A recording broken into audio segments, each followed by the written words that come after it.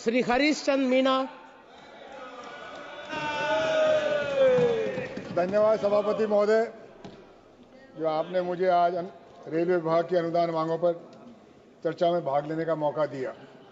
महोदय, भारतीय रेल देश की एकता और अखंडता का प्रतीक है। भारतीय रेल का विस्तार समय की आवश्यकता के अनुसार बिना पक्षपात के जनहित को ध्यान में रखते नीतिगत मापदंडों के अनुसार हुआ है। विगत 10 सालों में भारतीय रेल के विस्तार की दिशा बदली गई। ये जनहित को, क्षेत्र के विकास को ध्यान में न रख के कुछ और मापदंडों पर किया जा रहा है। उसकी मैं चर्चा बाद में करूंगा। सबसे पहले मैं मेरे क्षेत्र की, चूंकि रेल मंत्री महोदय विराजमान है, कुछ मांगे रखता हूं। महोदय, मेरे निर्वाचन क्षेत्र में जो जिला मुख्यालय है टोंक, अजमेर से नसीराबाद टोंक होते हुए सवाई माधोपुर रेलवे लाइन 2015-16 के बजट में स्वीकृत है। स्वीकृत बजट की 10 साल हो गए, काम शुरू नहीं हुआ। मैं आपसे प्रार्थना करता हूं महोदय, ये काम जो स्वीकृत है इसको अविलंब आप शुरू करेंगे, जनता को राहत देंगे और हमारे जो पिछड़ा हुआ जिला टोंक है उसको देश के विकास में भागीदार बनाएंगे, ऐसी मैं आपसे आशा करता हूं। इसी तरह महोदय, 2011 के बजट में स्वीकृत धौलपुर से सरमथुरा, सरमथुरा से गंगापुर रेल लाइन का गेज परिवर्तन एवं उसका विकास सुनिश्चित है। वो कार्य शुरू हो गया सर, अभी धौलपुर से सरमथुरा तक पहुंचा है। सरमथुरा से गंगापुर का काम शुरू भी नहीं हुआ, जबकि ये काम 2026 में समाप्त होना था ठेके के मुताबिक। जो काम शुरू नहीं हुआ इस साल तक, वो 2026 तक कैसे वो समाप्त होगा? मैं आपसे अनुरोध करता हूं उसका संज्ञान लें और जो भी नियम अनुसार काम है उसको करवाएं, ताकि हमारी जनता को राहत मिले, हमारे पिछड़े क्षेत्र को विकास में भागीदारी मिले। इसी तरह महोदय,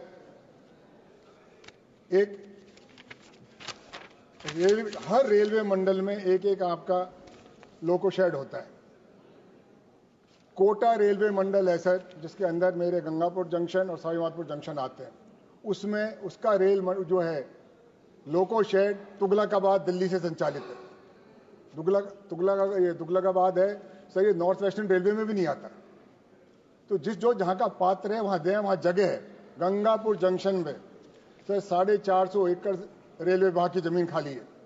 पहले ये लोको शेड, जब स्टीम इंजन होते थे, लोको शेड था, आपकी संपत्ति है, वो खुर्द-बुर्द हो रही है, जनता कब्जा कर रही है, उसका कब्जा लीजिए और उसको जनता के हित में लगाइए। जो प्रस्तावित कोटा मंडल की रेल मंडल का जो डिपो है उसको वहां खोला जाए, लोको शेड को। मैं आपका आभारी होऊंगा सर। उस 450 एकड़ जो जमीन है रेलवे विभाग की, उसमें रेलवे विभाग केंद्र सरकार द्वारा संचालित ITI शुरू कर सकती है।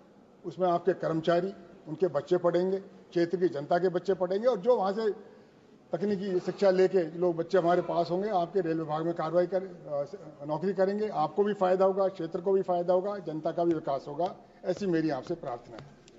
महोदय, बहुत बार कहा जाता है कि हमने बहुत सारी ट्रेनें जो बंद कर दी थी कोरोना कार्यकाल में, उनको कुछ स्थानों पे आपने चालू कर दी है। मेरे इलाके में वो जो ट्रेन कोरोना में बंद हुई थी, वो एक भी चालू नहीं हुई। मैं आशा करता हूं निष्पक्षता के साथ, गुणवत्ता के आधार पर क्षेत्र की जो जायज मांग है उनको आप पूरी करेंगे। आपसे देश को बहुत ज्यादा आशा सुनेगी। इसी तरह महोदय, कुछ स्टेशन है सर, कोटा से जो ट्रेन चलती है, कोटा के बाद सबसे बड़ा रेलवे स्टेशन अगर आप दिल्ली की तरफ आए, सवाई माधोपुर जंक्शन है, जो जयपुर को जोड़ता है, एक लाइन उस पर एक भी ट्रेन नहीं रुकती है। उसके बाद गंगापुर जंक्शन है सर, जो एक ट्रेन वहां से आती है, अजमेर से वाया जयपुर होते गंगापुर तक आती है, दौसा होते हुए, उसका ठहराव नहीं है। उस 175 किलोमीटर की ट्रेन ट्रैक पे अजमेर, दौसा, गंगापुर सिटी एक डेमो ट्रेन चलती है सर 24 घंटे में। उसकी वो आप बताएं, कम से कम 4-5 ट्रेन तो चला जाओ। आपने 175 किलोमीटर का वो रेलवे ट्रैक बिछा दिया, सरकार का पैसा खर्च किया, जनता की सुविधा के लिए खर्च किया, उसमें ट्रेन तो चलाएं। तो उसकी संख्या 1 से बढ़ा के कम से कम 3-4 तो करें, ताकि जनता को उसका लाभ मिले। ऐसी मैं आपसे प्रार्थना करता हूं महोदय। इसी तरह से एक ट्रेन है, उसका ट्रेन का संख्या है, वो यूपी में टनकपुर से चलती है और मथुरा जंक्शन तक चलती है। और मथुरा में वो 6 घंटे खड़ी रहती है और वापस टनकपुर चल जाती है। महोदय, इस ट्रेन को मथुरा से आप कोटा तक बढ़ाएं, उसी 3 घंटे आएगी, वापस चली जाएगी। मथुरा के टाइमिंग में कोई फर्क नहीं पड़ेगा। जनता को, मथुरा की जनता के बाद भरतपुर की जनता को, बयाना की जनता को, हिंडौन की जनता को, गंगापुर की जनता को, सवाई माधोपुर की जनता को और कोटा की जनता को इसका लाभ मिलेगा। रेलवे की आय बढ़ेगी, जनता को लाभ मिलेगा, क्षेत्र में विकास होगा। ऐसी मेरी आपसे प्रार्थना है, इस ट्रेन को आप बढ़ाने की कृपा करें। महोदय, एक ट्रेन थी जयपुर में सांगानेर से, जयपुर सांगानेर मालपुरा होते टोडा रायसिंह जाती थी। ये ब्रिटिश काल से जा रही थी। उसको आमान परिवर्तन के नाम पे, गेज कन्वर्जन के नाम पे उस ट्रेन को सन 1993 में बंद कर दी गई थी। अभी भी वह जमीन आपके उसमें है, कब्जे में, रेलवे विभाग के पास है। रेल की पटरी है, वो जमीन है, उस पर कृपया दोबारा ट्रेन चालू करें और हमारी जनता को इसका लाभ मिले, ऐसी मैं आपसे प्रार्थना करता हूं। महोदय, एक चीज मेरी समझ में नहीं आई अभी तक। आपने 1,65,000 करोड़ की मुंबई से अहमदाबाद तक एक बुलेट ट्रेन का घोषणा करिए। उस परियोजना पे काम चल रहा है। जैसा मेरा मानना है सर, मुंबई से अहमदाबाद की दूरी 435 किलोमीटर है, 435 किलोमीटर है और 24 घंटे में सर मुंबई से अहमदाबाद के बीच में 50 ट्रेन चलती हैं। उसमें शताब्दी भी है, उसमें इसका दुरंतो भी है, डबल डेकर भी है और उसमें ये वंदे भारत भी है। वंदे भारत तो दो है सर, मुंबई और अहमदाबाद के बीच में। और देखिए नाम, एक मुंबई टू अहमदाबाद वंदे भारत, एक मुंबई टू गांधीनगर अहमदाबाद वंदे भारत। सर क्या फर्क है इसमें? मैं उसके खिलाफ नहीं हूं, पर और क्षेत्रों को तो लाभ दीजिए सर विकास का। रेलवे भारत की संपत्ति है, पूरा भारत से उम्मीद करता है कि भारत को एकता में पिरोएंगे, भारत का विकास करेंगे। सर इसके 50 ट्रेन ही नहीं, मुंबई के और अहमदाबाद के बीच में 25 फ्लाइट हैं प्रतिदिन, डायरेक्ट फ्लाइट सर, उससे जा सकता है। और सड़क देखिए, वहां नेशनल हाईवे है मुंबई और उसके अहमदाबाद के बीच में, एक्सप्रेस वे है, एलिवेटेड रोड है, सुपर एक्सप्रेस वे है, बहुत साधन है आने जाने के। और अगर आपको बुलेट ट्रेन ही बनानी थी तो मुंबई से हैदराबाद क्यों नहीं, मुंबई से बेंगलोर क्यों नहीं, चेन्नई सर, मुंबई से चेन्नई क्यों नहीं, मुंबई से दिल्ली क्यों नहीं? किस एक्सपर्ट ने आपको राय दिया कि हिंदुस्तान में एक ही बुलेट ट्रेन बनेगी और वो भी मुंबई से अहमदाबाद बनेगी? मैं उस एक्सपर्ट की रिपोर्ट देखना चाहता हूं, ताकि हम भी लोग बता रहे थे, हम भी लोगों को बताए कि ये विशेषज्ञों ने ये राय दी थी। विकास सबका होना चाहिए, अहमदाबाद भी हमारे देश का हिस्सा है। जब शुरू में 2014 के पहले राजधानी एक्सप्रेस बनी थी, सब प्रांतों के उसको कैपिटल्स को दी थी। अहमदाबाद को भी राजधानी एक्सप्रेस मिली थी, बंबई को भी मिली थी, भुवनेश्वर को भी मिली थी, कलकत्ता को भी मिली थी, चेन्नई को भी मिली थी, पटना को मिली थी, बिना पक्षपात के, बिना भेदभाव के, क्योंकि भारतीय रेल भारत के जनता की संपत्ति है। शताब्दी एक्सप्रेस दी थी, सबको दी थी। और ये ट्रेन किस आधार पर दी है, किस एक्सपर्ट ने आपको बताया? क्योंकि 1,65,000 करोड़ रुपए बहुत ज्यादा होते हैं सर।